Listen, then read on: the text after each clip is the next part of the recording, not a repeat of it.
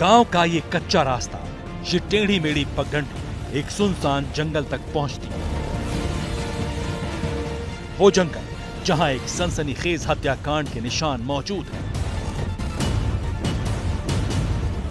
वो जंगल जहां उस हत्याकांड के सबूत ढूंढने के लिए लाव लश्कर के साथ पहुंची है यूपी पुलिस। तहकीकात शुरू होते ही पुलिस ने पूरे इलाके को कब्जे में ले लिया है। यूपी पुलिस इस खोजी कुत्ते को एक खास मकसद के साथ मौका वारदात पर लेकर आई है, ताकि उस गुमनाम हत्यारे का कोई सुराग मिल सके जो अकेली औरतों को निशाना बना रहा है। साथ ही फॉरेंसिक जांच टीम भी क्राइम सीन पर बारीकी से पड़ताल कर रही थी, ताकि उस गुमनाम हत्यारे की छोटी से छोटी निशानियों को जमा किया जा सके।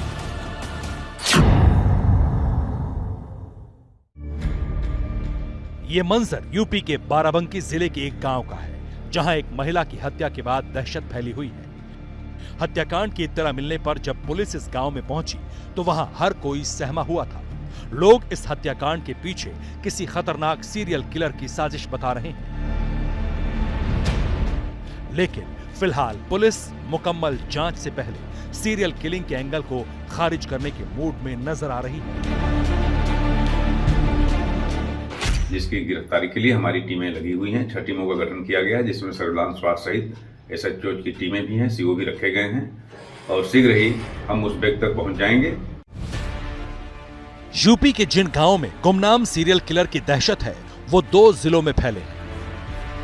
इस दहशत और सीरियल किलर के आतंक की पड़ताल करने निकले एबीपी न्यूज संवाददाता अजय दुबे सबसे पहले बाराबंकी के गांव इब्राहिमाबाद पहुंचे।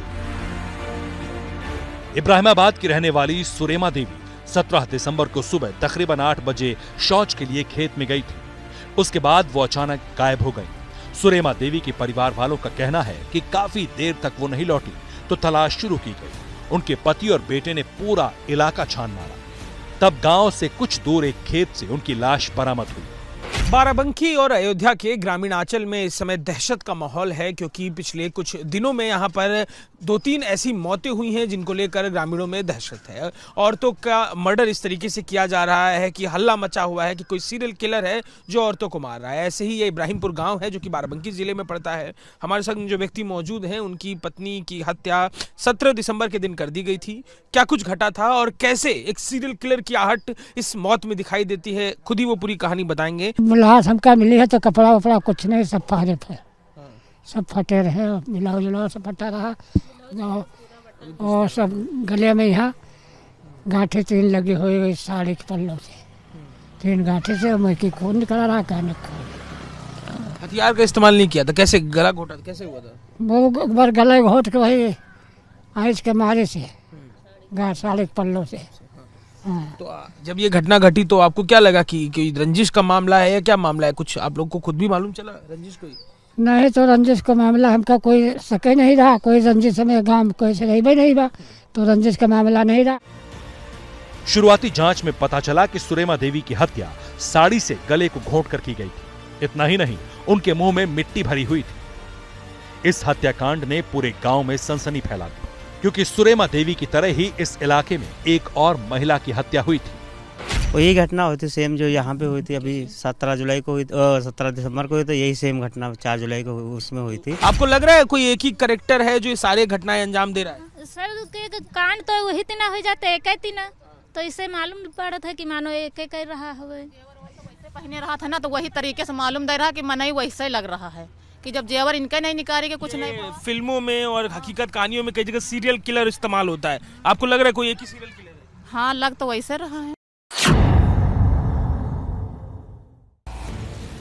सुरेमा देवी की हत्या 17 दिसंबर को हुई थी, लेकिन जिस ढंग से सुरेमा देवी को मौत के घाट उतारा गया, ठीक उसी तरह एक और महिला हत्यारे का शिकार बनी थी। उसका नाम था मीना देवी। हैरत की बात यह है कि मीना देवी नाम की वो महिला सुरेमा देवी के पड़ोस में रहती थी। सुरेमा देवी के पति और मीना देवी के बेटे ने एबीपी न्यूज को पूरी कहानी बताई।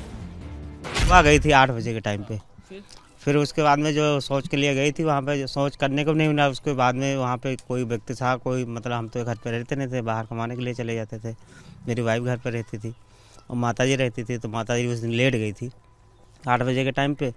तो वहाँ पे गई, बैठने को भी नहीं मिला। उसके बाद में कोई व्यक्ति आया पीछे से खींच के और लेके जाके जंगल में जो है मार के हत्या कर दिया। कैसे थे? शरीर में कपड़े थे? शरीर पे कपड़े शरीर पे नहीं थे, कपड़े पूरे उतरे हुए थे उनके, कपड़े उतरे हुए थे और जो है गला पूरा काला पड़ा था। एक गर्दन पे जो तोड़ी थी लात मार के, यहाँ से चप्पल के निशान बने हुए थे उसके। तो आपको लग रहा है वही मामला इन लोग नए मामलों से भी जुड़ा हुआ है कि अलग अलग?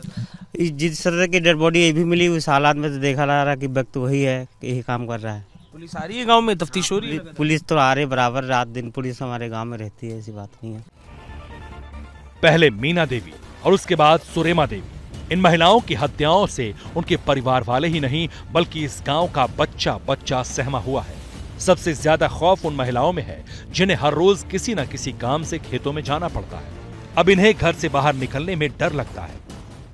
औरतों का कहना है कि जैसे ही शाम के 6 बजते हैं और कुत्तों की आवाज आती है या फिर शाम के अंधेरे की स्थिति होती है तो दहशत गांव में बढ़ जाती है। तमाम ये औरतें हैं हमारे साथ, इनमें से काफ़ी सारी औरतें हैं जो अभी भी फ्रेश होने के लिए सुबह गांव के आसपास के बाहर के इलाकों में जाती हैं, तालाब की तरफ जाती हैं। इन्हीं औरतों से बात करते हैं। आप कह रही थी कि डर लगता है, क्या समय होता है, कैसे डर कब लगता है? अकेले रहो तो डर लागत है साहब। हाँ, जैसे पीछे से कोई आ जाए मान के चलो। बताइए कि क्यों ऐसी स्थिति बन गई आपके गांव में, ऐसा क्या कुछ घटा? अब जो कांड हो गया साहब तब से डर लागत है। सुरक्षा के लिए आप लोग क्या कर रही हैं? जैसे जाती हैं जब तो अपनी सुरक्षा के लिए क्या इंतजाम? अरे 4-5 जनी जाई थे साथ, अकेले नहीं जाई था भाई। बहुत डर लागत, रात में नींद नहीं आवत है, घर में रहो तब नींद नहीं आवत। तो आपको लग रहा है कि पकड़ पाएगी पुलिस यहाँ पे जिस तरीके से चल रहा है? अब साहब पता नहीं पकड़ पावे, अब लपने वाले तो प्रयास की हैं, अब जब ना पकड़ पाए तब का किन जाए।